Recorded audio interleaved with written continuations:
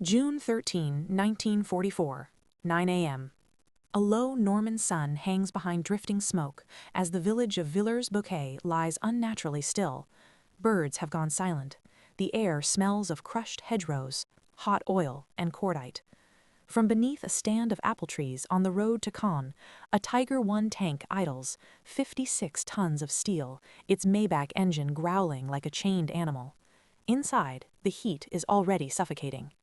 At the commander's cupola stands Michael Whitman. He scans the road through binoculars, calm, almost bored. Down the narrow highway, British armored columns stretch out carelessly, Sherman tanks, half-tracks, soft-skinned vehicles. To Whitman, they look fragile, thin-skinned, disposable. He has killed dozens of them already.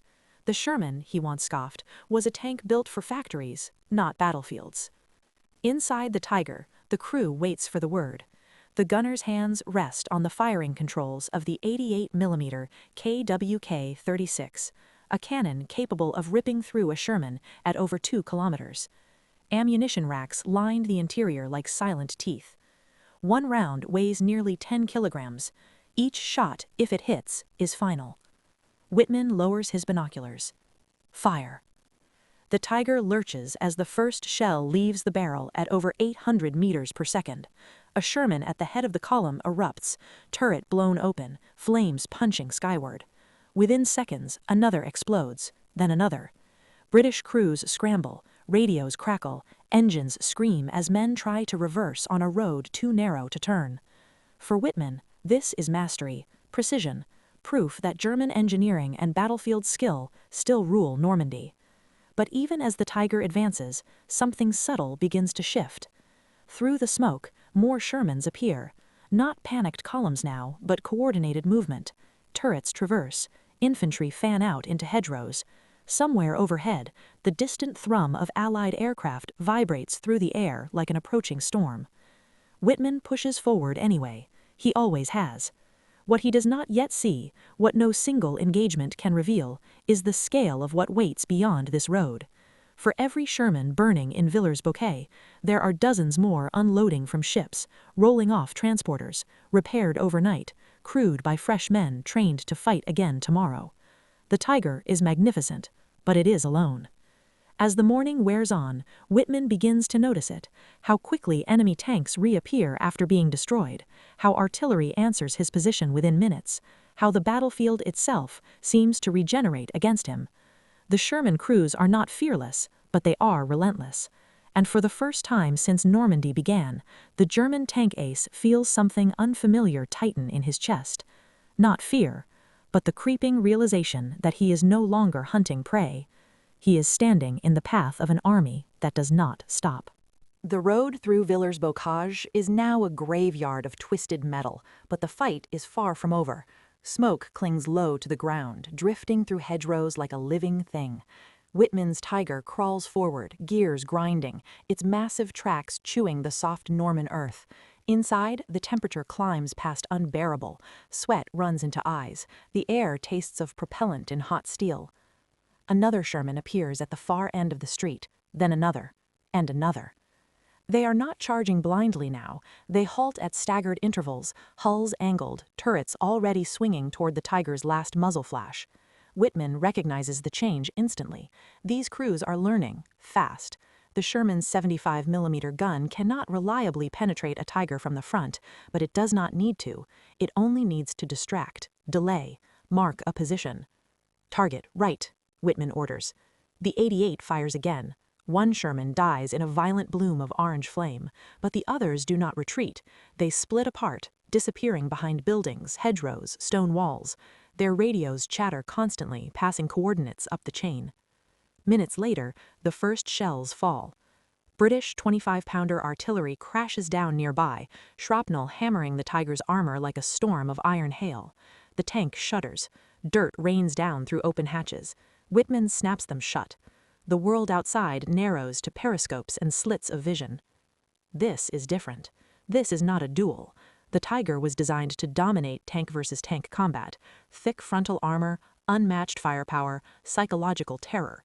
But here, it is being swallowed by a system. Sherman's spot, artillery pins, infantry closes in with Piat launchers and sticky bombs.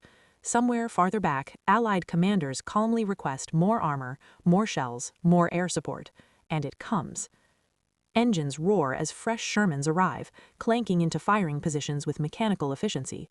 Many will die. They know this. Their training emphasizes replacement, not survival. Keep moving, keep firing, keep the pressure on. A knocked-out tank is expected. Another will take its place. Whitman fires until the Tiger's ammunition racks run low. Each shell matters now. Every decision carries weight. He feels the difference between quality and quantity pressing in from all sides. Then a warning light flashes. Mechanical trouble. The Tiger's complexity, the same engineering brilliance that made it deadly, now betrays it. Transmission strain, overheating. The heavy tank was never meant for constant movement through tight streets under artillery fire. Shermans, lighter and simpler, keep coming. Some are repaired overnight and returned to battle within hours. Whitman withdraws, reversing carefully under cover of smoke. For the first time, retreat is not tactical elegance, it is necessity. As he pulls back into the hedgerows, Allied aircraft scream overhead. Rocket rails glint in the sunlight. Even the Tiger's armor cannot laugh at the sky. Whitman knows this now. The Sherman was never meant to win alone. It was meant to arrive again and again and again. By afternoon, the battlefield has widened far beyond Villers-Bocage. The hedgerows themselves seem to conspire against the Tiger. Dense green walls hiding movement, swallowing sound, breaking sightlines into lethal fragments. Wittmann's tank sits concealed beneath camouflage netting and branches, its engine shut down to avoid detection. The sudden silence is unsettling. No roar, no vibration, only distant artillery and the faint crack of rifle fire. Inside the Tiger, the crew waits. This pause gives Wittmann time to think, dangerous time. He replays the morning's engagement in his mind, every kill, every maneuver, and something gnaws at him. The British did not collapse, they adapted. Losses that should have shattered a unit merely slowed it. Shermans kept appearing from roads that should have been clogged with wreckage. Replacement crews slipped into destroyed formations as if into empty uniforms. This was not how German doctrine imagined armored warfare. German tanks were instruments of decisive battle, elite machines for elite crews. The Sherman is different. Its armor is thinner, its gun weaker, its silhouette taller, but it starts in the factory already prepared to die. Welded fast, built simple, designed so a farmer from Iowa can learn to drive it in weeks, fight in it, lose it, and be replaced by another man in another tank before the day ends. Wittmann peers through his periscope. Across the fields, Shermans advance in loose formation, deliberately spaced. Infantry moves with them now, riflemen crouched low, engineers probing hedgerows for mines. This is combined arms warfare, practiced relentlessly by the Allies since North Africa. The Tiger is no longer the apex predator, it is a target. A Sherman fires smoke, white clouds billow across the field, then another and another. Vision collapses into chaos. Wittmann realizes what's happening just as the first artillery ranging round lands. They are boxing him in. The Tiger's engine roars back to life as Wittmann orders movement, but the ground betrays them, mud sucking at tracks, the heavy tank straining to pivot. A Sherman darts into view, firing not to kill but to mark. Its shell clangs harmlessly off the Tiger's frontal plate, but the radio call has already gone out. Coordinates. Confirmed. Moments later, the sky answers. Allied fighter bombers plunge from the clouds, engines screaming, rocket trails streak downward, exploding along the hedgerow line. The Tiger rocks violently. Dirt and fire engulf the hull. The crew is thrown against steel walls, ears ringing, breath knocked from lungs. The tank survives, for now. But Wittmann understands the truth in his bones. Even if this Tiger escapes, another battle will follow, and another, and another. The Allies can afford mistakes. Germany cannot. Every Tiger lost is irreplaceable. Every veteran crewman killed is gone forever. As the smoke clears, Wittmann stares at the advancing Shermans, scarred, imperfect, relentless. They are not better machines. They are a better system. Days later, Normandy grinds on under a sky that never seems empty. The rumble of engines is constant now. Shermans moving forward, backward, sideways, always present. For Wittmann, the battlefield has changed shape. It is no longer a place of decisive clashes, but a slow, suffocating pressure. The Tiger crews feel it most at night, when engines must be run just to keep systems alive, when maintenance never ends, and when exhaustion erodes even veteran confidence. The Tiger Eye was never meant for this kind of war. Its interleaved road wheels clog with mud. Its transmission demands constant care. Recovery vehicles struggle to tow its massive bulk when it breaks down, which it often does. Meanwhile, Sherman's break are dragged away and reappear days later with fresh crews and new serial numbers. American logistics pour across the channel like a mechanical tide. Fuel in jerry cans, spare engines, entire tanks wrapped in cosmoline. Whitman observes this from concealed positions, watching columns of Shermans advance under rolling artillery barrages. He notices their habits now. They rarely operate alone. One draws fire, another flanks, a third radios. Infantry always close, and overhead, always overhead, the distant reassurance of Allied air power. The Tiger's armor still inspires fear. A frontal hit from the 88 remains lethal, but fear no longer stops the attack. Sherman crews are trained to expect losses. Their doctrine assumes casualties. What matters is momentum. One engagement blurs into another. Whitman scores kills, but each victory feels hollow. He destroys a tank at noon, 2 more take its place by dusk. Artillery response times shrink. Airstrikes arrive faster. German radio nets crackle with urgent requests that go unanswered. Fuel shortages, missing units, airfields cratered beyond use. At night, Whitman studies maps by dim red light. He sees the truth written in arrows and grid squares.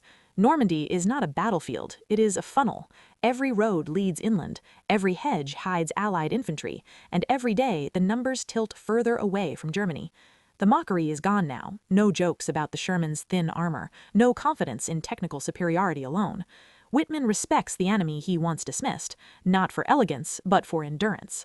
The Sherman is not a duelist, it is a tool of attrition, and attrition is merciless. As dawn breaks on another day of fighting, Whitman climbs into his Tiger knowing that each engagement may be his last, not because he will lose a duel, but because the war no longer rewards individual brilliance, it devours it. The engine starts, the Tiger moves forward, and somewhere beyond the hedgerows, dozens of Shermans are already waiting. August 8, 1944. Morning fog hangs low over the fields near Saint-Agnon-de-Cramsmas, southeast of Caen. Dew clings to tall grass, masking the churned earth beneath. Whitman's Tiger sits hull down behind a slight rise, its long 88mm barrel pointing toward open ground where the Allies are expected to advance. The crew is tense but disciplined. This is familiar terrain. This is where German tank aces are supposed to shine. What Whitman does not know is how thoroughly the battlefield has changed. Across the fields, Canadian and British units prepare their attack with methodical calm. Sherman's squadrons are briefed with aerial photographs taken hours earlier. Artillery fire plans are plotted down to the minute. Fighter-bombers idle on airstrips, engines warm, pilots waiting for coordinates. This is not an encounter battle, it is an execution schedule. When the first Shermans appear through the haze, Whitman engages immediately. The Tiger fires. One Sherman erupts, another burns.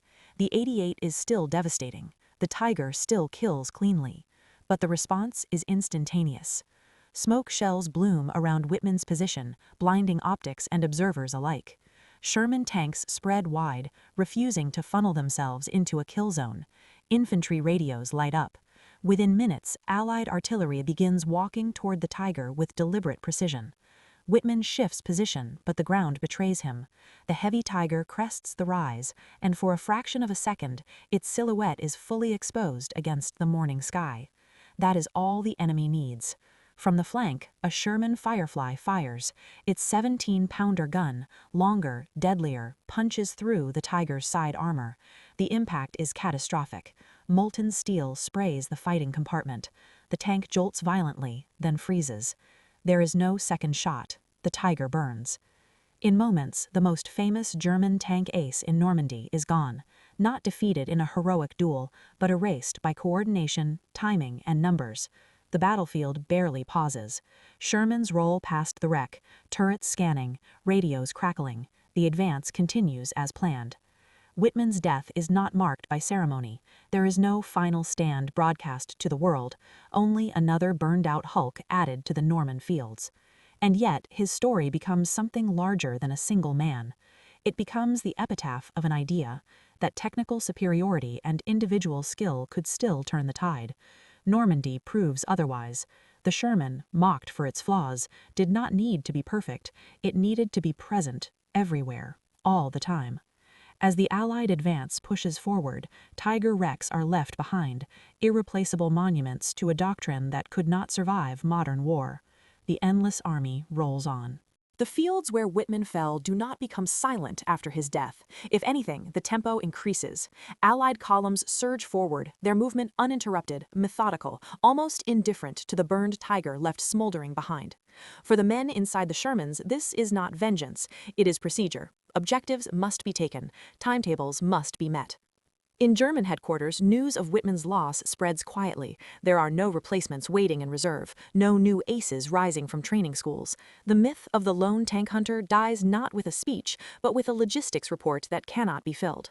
Fuel shortages worsen, spare parts vanish, air cover is non-existent. The battlefield has become an equation Germany can no longer solve. Meanwhile, the Sherman proves its true strength, not on the firing line, but behind it. Damaged tanks are towed back to forward repair depots where crews work around the clock. Engines are swapped in hours, tracks replaced overnight. Tanks that would have been written off in the German system return to combat within days. Crews rotate, fatigue is managed, losses are absorbed. Whitman once dismissed this as inefficiency. Now it is decisive. All Allied doctrine does not worship machines, it worships continuity. A Sherman platoon that loses 2 tanks simply closes ranks. A battalion that takes heavy losses is reinforced by evening. The system breathes, adapts, and moves forward. German crews feel the contrast acutely. They fight harder, knowing there will be no relief. Every shell fired is one less available tomorrow. Every breakdown is a potential death sentence. The Tiger's reputation still frightens, but fear without follow-up means nothing. Shermans no longer hesitate. They probe, flank, mark, and call down fire. The battlefield becomes impersonal. Normandy's hedgerows, once shields, now trap German armor. Allied engineers blast paths through them with explosives, opening lanes the Tiger cannot easily exploit. The battlefield is redesigned in real time to favor movement, not defense. As August wears on, the lesson becomes undeniable. Victory belongs not to the best tank, but to the force that can replace loss faster than the enemy can inflict it. The Sherman embodies this principle completely. Its crews are not expected to win alone, only to keep going. Whitman's name will survive the war, his kills will be counted, his skill admired, but his fate becomes a warning studied in staff colleges long after the guns fall silent. Quality matters, but quantity, when organized, supplied, and protected by air and artillery, becomes unstoppable. The endless army did not defeat Michael Whitman in a single moment. It outlasted him. By late August, the Norman countryside bears the scars of industrial war. Fields are pocked with craters, hedgerows shredded into splinters, villages reduced to hollowed stone shells. Along the roads, burned-out Tigers and Panzer IVs sit immobile, their hulks already rusting in the summer air. Nearby, Sherman wrecks are fewer, not because they were not lost, but because they were cleared, salvaged, replaced. The difference is telling. Allied armored columns now move with confidence that borders on inevitability. They advance knowing artillery is mapped, air support is minutes away, and reinforcements are already en route.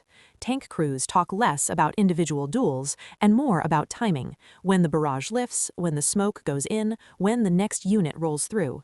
German resistance stiffens in places, but it is brittle. Without fuel, without spare parts, without air cover, even the most formidable tanks become static defenses. Tigers are dug in, used as immobile pillboxes, their mobility, once their greatest asset, sacrificed simply to keep them in the fight. Whitman's absence is felt among veteran crews, not because he was irreplaceable as a man, but because he represented a way of war that no longer functions. The ACE system depends on continuity of experience. Normandy offers none. Crews are lost faster than they can be trained. Commanders die before lessons can be passed on. The Sherman's crews, by contrast, learn collectively. Tactics spread through manuals, briefings, and radio nets. A mistake made in the morning is corrected by afternoon. Survivors rotate out, replacements arrive trained on the same doctrine, the same procedures. The machine absorbs human loss and keeps moving. This is the war Germany never prepared to fight. The Tiger was built to terrify, to dominate, to win the duel. The Sherman was built to participate in a system where the duel barely matters. When one fails, another advances. When a crew is lost, another takes its place. When a unit is stalled, firepower reshapes the battlefield until movement resumes.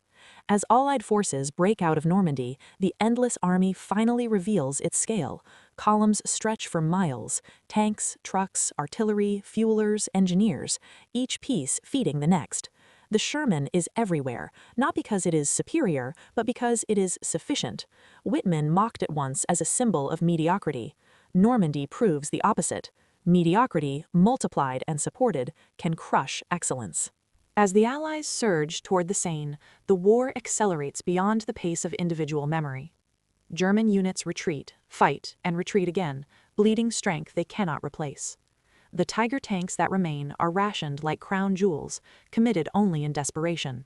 When they appear, they still kill, but their presence no longer alters the outcome. They are punctuation marks in a sentence already written. The Sherman continues its advance, dust-covered and relentless. Crews sleep beside their tanks, eat from ration tins, and climb back into steel boxes that smell of oil and sweat. Many know the statistics. They know the Sherman's armor is vulnerable. But they also know they will not be alone. That knowledge is power. Allied air superiority becomes absolute. Roads by day are death traps for German movement. Fuel convoys burn before reaching the front. Repair workshops are bombed into rubble. The German armored force withers not from defeat in battle, but from starvation, of fuel, of parts, of time. In this environment, Whitman's story is retold among Allied crews, not as a legend to fear, but as a lesson. Even the best can be overwhelmed. Even the Tiger can be hunted. The myth fades, replaced by procedure and confidence. The Sherman's greatest weapon is not its gun, but its predictability. Commanders know exactly how fast it moves, how far it can go, how quickly it can be fixed. War becomes an exercise in planning rather than improvisation, and planning favors the side with endless resources. As Paris is liberated and the front races eastward, the burned Tiger near Saint-Agnan-de-Cremenil becomes just another wreck on a road no one uses anymore. Grass grows around it. Children will later climb on its twisted hull, unaware of the name once attached to it. History will remember Whitman, but history will be written by the machines that kept coming. The Sherman did not win because it was loved. It won because it was there. Everywhere. All the time. The argument is no longer theoretical. It is visible in the wreckage lining the roads and the operational reports filling stab desks. German armored units are shadows of their former strength, composed of undertrained crews and machines cannibalized to keep a few running. The Tiger, once a symbol of invincibility, is now an endangered species, powerful, rare, and strategically irrelevant. Sherman units, meanwhile, roll forward almost without pause. Replacement tanks arrive faster than crews can name them. Entire battalions refit in days, not months. The war machine hums with impersonal efficiency. A tank is lost, a form is filed, another tank takes its place. This is the ultimate refutation of Wittmann's early contempt. The Sherman's design philosophy, standardization, ease of repair, adaptability, proves perfectly suited to modern war.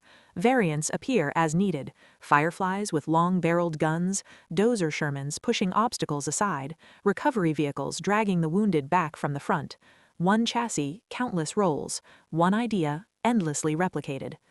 German crews still fight with skill and courage. They still achieve local successes, but these victories dissolve under sustained pressure. Without fuel, without air cover, without reserves, success becomes temporary by definition. The Allies can afford failure. Germany cannot afford success that costs too much. In staff rooms and after-action reports, the conclusion is quietly acknowledged. Individual brilliance, aces, heroes, master gunners, no longer decides wars. Systems do. Production lines do. Training pipelines do. Airfields, depots, and railheads do.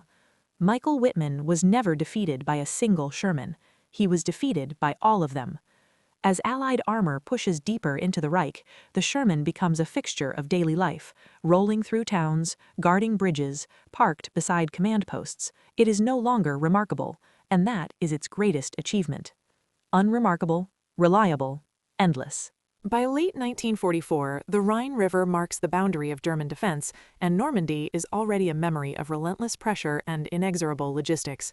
The countryside is pocked with wrecks, but it is also filled with movement. Sherman columns stretching as far as the eye can see, trucks hauling fuel, engineers bridging rivers, artillery emplacing, aircraft circling. The machine is unstoppable, not because it is perfect, but because it endures. Historians later note Whitman's brilliance, the ferocity of his attacks, the precision of his 88mm gun. But these stories are measured against an unyielding reality. Individual excellence could not counter industrial might, supply chains, and strategic coordination. One Tiger might kill dozens of Shermans, but it could not stop hundreds, arriving day after day. The air is thick with dust and exhaust as Sherman crews advance into Germany. Soldiers are tired yet disciplined. They maintain vehicles, rotate positions, and communicate constantly. Commanders measure progress not in heroic feats, but in grids captured, bridges secured, and attrition minimized. Momentum itself becomes a weapon. Whitman's fate is emblematic of a larger truth. The Tiger, the Panther, even the formidable Panzer IV, all symbols of German technical mastery, are rendered secondary when the battlefield is dominated by numbers, adaptability, and supply. Normandy was the proof, the crucible, and the revelation. And the Sherman? It is everywhere. Simple, standardized, endlessly produced, mechanically forgiving, and backed by logistics that never pause. It survives mistakes, weather, and combat alike. It is not elegant, it is not revered, but it is undefeated. As the final push into the heart of Germany begins, Sherman columns roll over broken roads and through ghosted towns. Every destroyed enemy tank is replaced by a new one in minutes, every lost crew absorbed into the endless army. Whitman's story is remembered as a tale of skill meeting inevitability, but the lesson is clear. Quality alone cannot stop quantity, coordination, and persistence. The Normandy hedgerows, the villages, the ruined tanks, they all whisper the same truth. Individual valor, no matter how extraordinary, is powerless against an organized, relentless system. Michael Whitman, the Tiger ace who once mocked the Sherman, is gone, but the endless army endures.